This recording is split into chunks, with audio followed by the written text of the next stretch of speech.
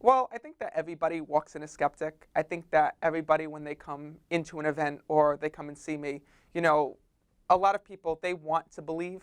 I feel like everybody wants to know that their loved ones are on the other side or everyone's okay, but they're not going to just take your word for it. Just like if no matter what industry you're in, people aren't just going to take your word for it. They want specifics. They want specific information about their loved ones who had passed. They don't want generalities.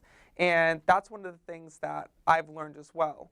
And that's what I try to deliver at every single one of my events. I'll go literally, when I'm there, I'll go up to a person and start bringing through information, names, dates, places, how the person passed, things. And when I'm communicating with those on the other side, even though it's quiet in the room, it's like a conversation in my head. I'm constantly hearing voices, bringing me through like quick pieces of information. How'd you pass? Quick illness. Who are you looking for? My daughter. What does she have that what did she bring with her that she would know about? Oh, she brought my car keys with her. Things like that. It's like these bits of information that they'll pass on to their loved ones who are attending, and that will show them, oh my God, that's really my father. Oh my God, yes, that's my godmother or my son or my aunt or whoever it is that they lost.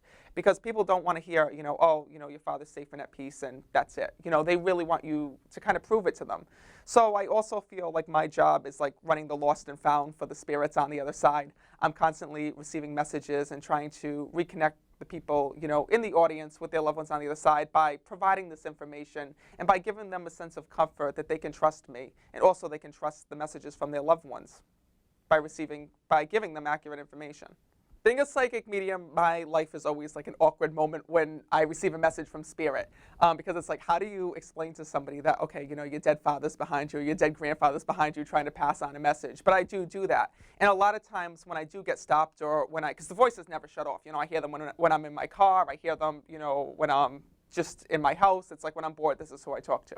And one of the things is that a lot of times they will come through with urgent messages when I'm out. For example, when I was at a bar, when I was at a restaurant, and there happened to be a bar that was there, and one of the bartenders had lost her father, and he stepped forward, like as I was like sitting down eating dinner, I seen him from across the room waving to me, like over here, you have to talk to my daughter. And he clearly came through with his name, and unfortunately, the father had passed. He had illness before his passing, but he told me like that he had alcohol addiction here in this physical world, and that he was separated from his daughter, and that he never got the chance to tell her that he loved her, and that she never even got to say goodbye to him when he passed, because of the fact that they weren't close here in this physical world. And he stepped forward and wanted to tell her just about the fact that even though they weren't close here in this physical world, that now that he's on the other side, he wanted to apologize to her and tell her that he never should have treated her the way that he did, and that it wasn't him, it was the alcohol addiction that had caused this, and that he was sorry that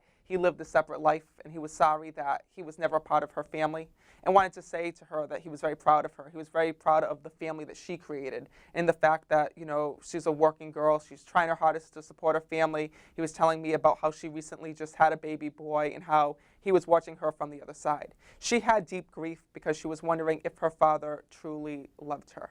And he stepped through in that restaurant that day to give her this amazing message, because she went through life thinking she didn't have a dad and that her father passed and that he didn't care about her, to then receiving the message that her father loves her, he's proud of her, and that he's sorry for everything that had happened. And it's those moments that just, heals just years of grief, and that heals it's like automatic relief and automatic comfort that those on the other side try to provide to us. And one of the things that I have to get into as well is one of their messages that they have for us here in this world is to be kinder to one another. Because, the emotions that we have here in this world, the anger, the grief, the anxiety, maybe we have grudges against certain people or jealousy, so we don't talk to them or whatnot. When you go to the other side, they don't have all of that. Heaven is paradise. It's a place that we enter that we can just be free from all of the negative human emotions that we carry with us day to day. And one of the things is that when we go to the other side, we have to drop all those human emotions, the hate, the jealousy, the anger, or else it wouldn't be heaven after all. It wouldn't be a peaceful place. So when somebody gets to the other side, and this is definitely during events as well that you'll see this, that, maybe a mother and a father, they got divorced and they didn't get along here in this world. But when they go to the other side and they come through, they're magically together and they're holding hands. Just letting you know like that on the other side, it is peaceful, it is tranquil, and that, the way that you have to let go of those emotions when you go to the other side and you see your life just more clearly, they want to pass that message on to us as well. Should we really be holding on to the grief? Should we really be holding on to, the anger or resentment that we have towards others? That's their message here.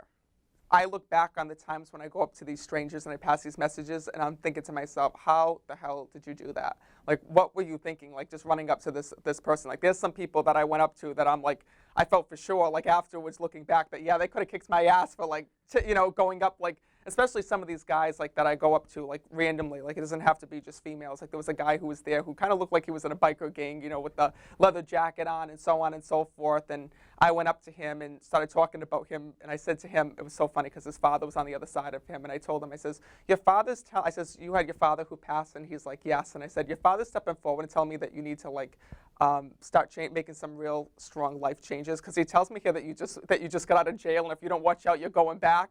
And the guy, like, looked at me. I didn't know if he was going to, like, throw a punch or he was going to, like, kill me. But he was like, how did you know that? Like, couldn't believe, like, what. And I went on to tell him I was a psychic medium and whatnot. But it was actually something that just changed his life. And the only way that I can describe it to you is that when I do have these experiences, or when I do have an urgent message that needs to be passed to somebody here in this world, it's almost like anxiety that just builds up in me. Like, I start thinking about it. It's like right inside of me. Like, I can feel like my heart go a million miles an hour. And I feel that if I don't pass this message, like, I'm literally going to have a heart attack. Like, it almost feels like, it's almost like I kind of, like, lose control a little bit. It's like I feel like I have to, yeah, it's almost like I have to pass this message. It's like all other emotions, leave me, and I feel as though I have to get up and do it, or else it will be on my mind that whole night while I'm sitting there. It's just like something that's eaten away. It's almost like when you leave the house and you forget the stove's on, and you're driving away, and you're like, did I turn the stove off? Did I turn the stove off? It's like haunting you, like right there. That's the same thing that I'm feeling with those on the other side. Like, it's like, are you going to say something? Are you going to tell her? I've been waiting to speak to her. Are you going to let her know? It's really going to help her. And then it's like, okay, all right, you know what? I'm going to get up. I'm going to pass the message. I'll let her know. Like, that's kind of how it takes place. They will come through how they were here in this physical world. So if your dad was a truck driver and he had the truck driver mouth and, had that, like, strong personality about him, that's the way that he'll come through in a reading. Not that he's mean or that he's violent or anything like that. It's just that that's the way that he was portrayed here in this world. I never really get, ghosts per se, or spirits that come through that tell me that, I never get anyone that comes through that is haunting people, or is that a negative spirit or something like that. I feel like all the people that I talk to or that I know about on the other side are looking to help people here in this world. Sometimes their personalities will come through as a hard ass, or being something, relating to the personality that they had here in this world, but nobody that I would say is negative.